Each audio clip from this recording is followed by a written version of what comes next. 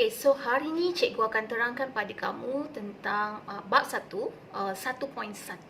Okey, 1.1 cerita pasal konsep kedaulatan. So dalam bab 1 ni kamu cuma perlu belajar tentang kedaulatan.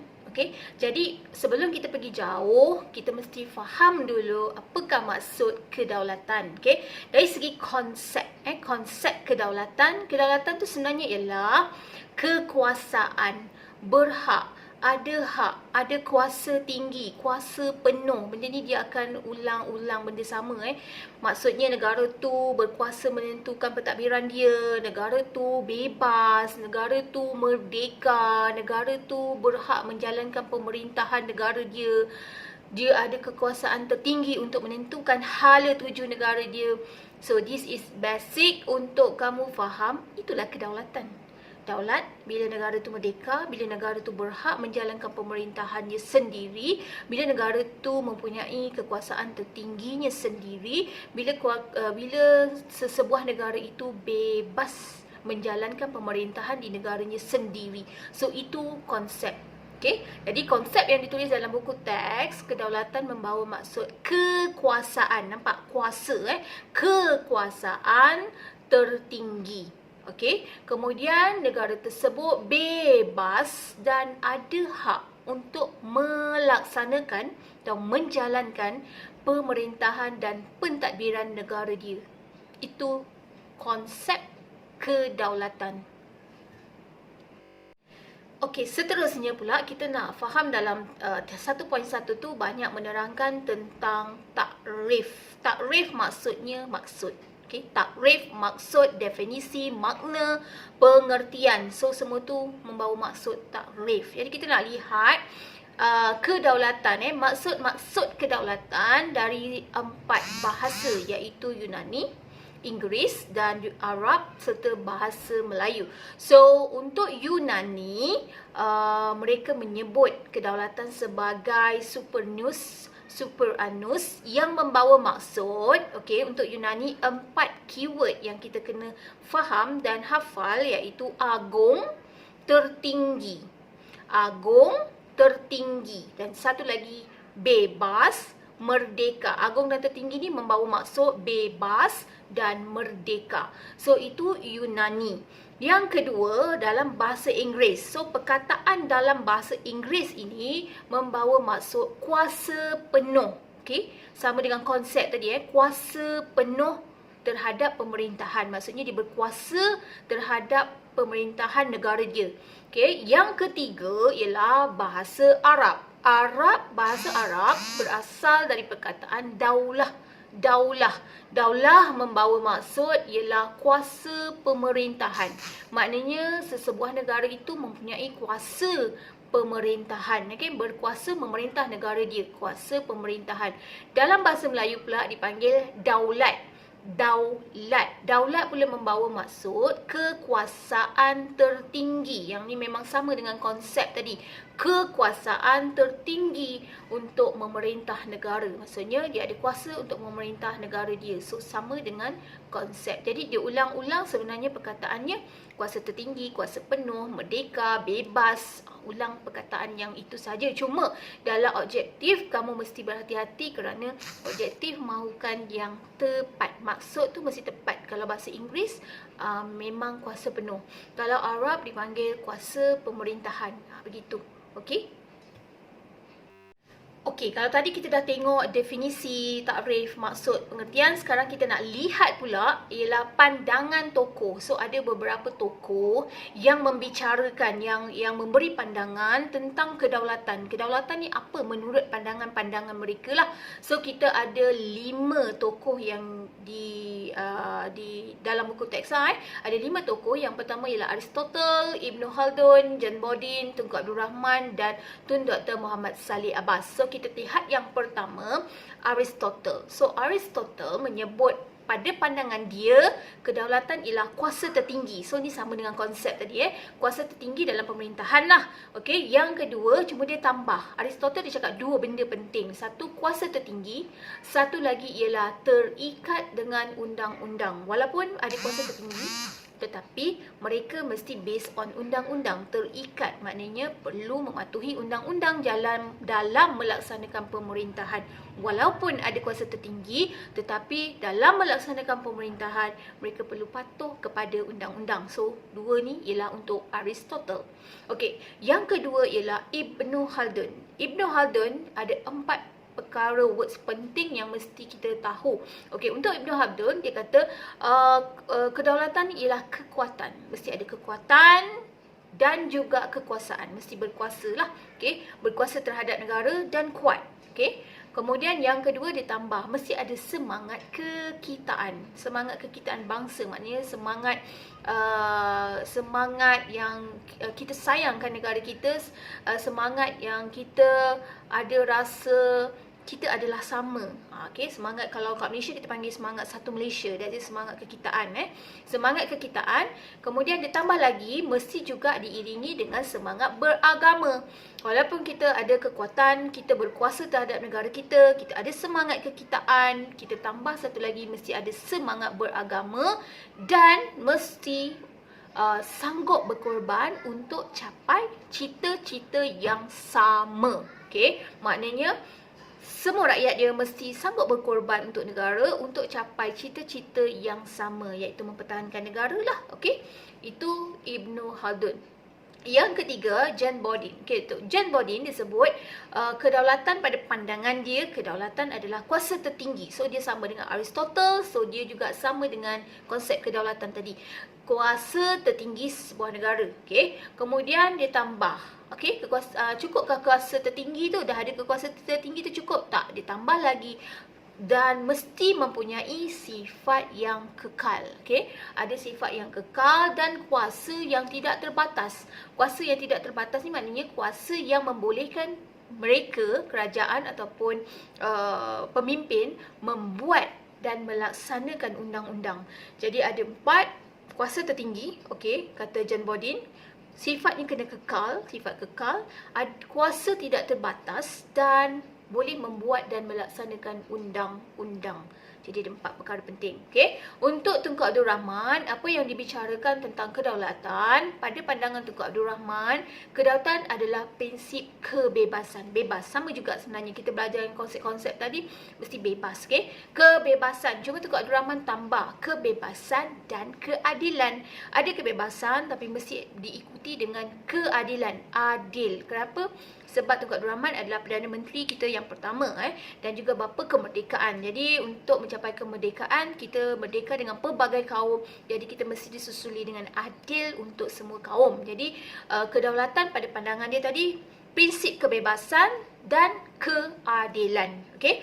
Kemudian dia tambah lagi tadi prinsip kebebasan, keadilan, dan dia kata mesti sentiasa kerajaan mesti sentiasa memperjuangkan kebajikan dan kesejahteraan rakyat. Okey, jadi sebagai pemimpin, pada dia kedaulatan mestilah boleh memperjuangkan kebajikan dan kesejahteraan rakyat. Okey, itu untuk Tunku Abdul Rahman. Dan yang terakhir ialah Tun Dr. Muhammad Saleh Abbas. Siapa dia ni? Dia adalah Ketua Hakim pertama Malaysia yang dilantik.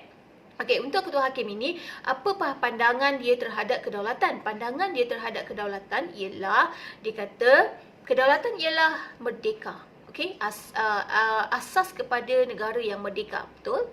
Untuk ada kedaulatan kita kena merdeka, correct, betul. Okey, dan dia kata merdeka bebas juga, dan merdeka bebas. Jadi keyword dia merdeka bebas pada peringkat antarabangsa. Maknanya di peringkat antarabangsa kita juga bebas. Bebas bersuara, bebas mengemukakan pendapat. Okey, jadi bebas di peringkat antarabangsa. Barulah kita diiktiraf, maksud dia di situ. Merdeka, bebas pada peringkat antarabangsa, kemudian berhak dan bebas mengatur urusan. Ni ayat dia. Berhak dan bebas mengatur urusan dalam negara tanpa telunjuk asing. Maksudnya, kita bebas menentukan hala tuju urusan negara kita tanpa campur tangan asing. Itu maksud dia. Seterusnya kita lihat pula dalam 1.1 tadi kita dah lihat konsep, kita dah lihat maksud, kita dah lihat pandangan tokoh. Seterusnya kita pergi pada jenis kedaulatan. So terdapat lebih kurang 4 jenis kedaulatan. Jenis kedaulatan 4, yang pertama kedaulatan tradisional, kedaulatan moden, kedaulatan undang-undang, dan kedaulatan antarabangsa, di peringkat antarabangsa. Jadi kedaulatan ni wujud di keempat-empat perkara ini, iaitu tradisional, moden, undang-undang dan juga antarabangsa. Okey, kita lihat yang tradisional. Yang tradisional ni biasanya yang zaman dulu. Kalau dulu kita panggil zaman, kalau di Malaysia zaman Kesultanan Melayu Melaka lah, kita panggil tradisional. Di mana di peringkat tradisional kita lihat dia punya kedaulatan adalah merujuk kepada pemerintahan berkuasa mutlak. Mutlak ni kuasa tunggal. Kuasa tunggal terletak pada tangan seseorang pemimpin. Kalau di Malaysia, kalau tradisional dulu, kuasa pemerintahan mutlak ini terletak pada raja. Okey, pemerintahan berkuasa mutlak, dan bila dia mutlak, dia menguasai sepenuhnya segala urusan negara. Okey, dia menguasai sepenuhnya, maknanya dia berkuasa penuh, macam seorang raja yang dululah berkuasa penuh. Dan berpaksikan, kalau di Malaysia berpaksikan kedaulatan raja-raja Melayu, di mana kita menggunakan sistem raja dahulu, dan sekarang raja juga, tapi raja berperlembagaan. Okey, kemudian kedaulatan juga bukan sahaja terletak pada kedaulatan raja-raja Melayu, tetapi terletak kepada kewibawaan seseorang raja. So raja yang hebat akan menyebabkan kedaulatan negara itu lebih terjamin apabila negara dia bagus, apabila raja dia lebih baik, lebih bagus dalam pemerintahan. Okey, dan raja mempunyai kuasa tertinggi. Ini tradisional. So tradisional dia memang cerita pasal kuasa mutlak, raja-raja Melayu, dan cara raja kukuhkan kedudukan dia sebagai seorang raja adalah apabila taat setia rakyat. Jadi taat setia rakyat penting untuk memastikan kedudukan raja itu semakin kukuh. So itu ialah tradisional. Untuk kedaulatan moden, kedaulatan moden ni dikaitkan dengan idea kemunculan. Kalau kita belajar tingkatan 4, kita ada belajar tentang kemunculan negara bangsa. Negara bangsa selepas revolusi keagungan. Ingat lagi, lepas revolusi keagungan England dan revolusi Perancis dengan perang Amerika tu, itu ialah kemunculan negara bangsa. Waktu inilah dikaitkan dengan kedaulatan moden. Dan kedaulatan moden selepas daripada revolusi keagungan dan revolusi Perancis itu, dia banyak dikaitkan dengan hak rakyat. Hak rakyat untuk menentukan negara bangsa.